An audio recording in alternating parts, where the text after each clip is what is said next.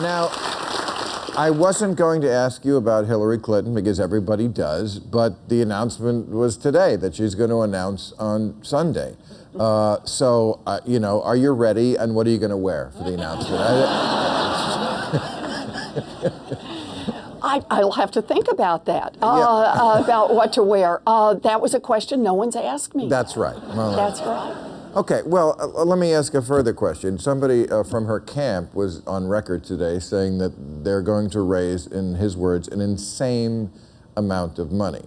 And I've said, and I think you probably agree, that Citizens United was a terrible ruling that allowed pretty much unlimited money into politics. We seem to have policy now that is driven by Citizens United, in that candidates just want the money from one guy. Sheldon Adelson gave about $100 million. I think this is what is driving the anti-Iran rhetoric, the incredibly I mean, we're both pro-Israel, but not like the Republicans. I mean, it's just crazy. That's all because they want Sheldon Adelson's money. Same thing with the environment. They want the Koch brothers' money. Somehow, as bad as we thought Citizens United was, it's actually even worse. No, I think you're exactly right about that. You know, Sheldon Adelson is out there, he gets to pick the candidates. And then he gets to put his money behind them and see if he can't get those offices, the senators, the White House. Right. This is just crazy. It's madness, yeah. You know, it's madness and it's scary.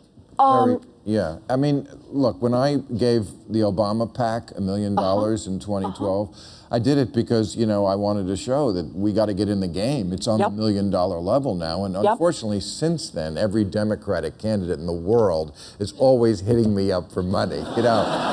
And I tell them, I'm in BuzzFeed today. There's a headline that says, "Hillary has my vote, but not the $1 million," you know.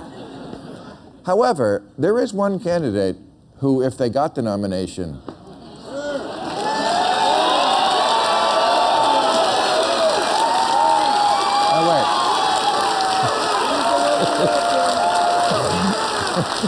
a minute. He said if they got the nomination. I'm not made out of money, and I might have to take a job as an Uber driver, but if you choose to run and you are the candidate, I will find a way to give you $1 million.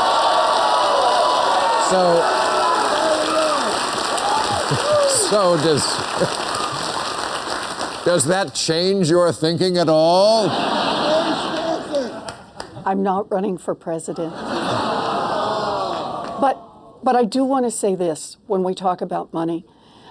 I get it about money, and I get it about what's happening with Citizens United, but there's another half to this, and that is, on the other side, we may not have the money, but we have our voices. And if we get out there and get organized and use our voices, I truly believe in grassroots. I believe in what we can do by linking up together. I believe in the power of what we can do to build a country together. One that works not just for the top 1% or even the top 10%, but a country that works for all of us.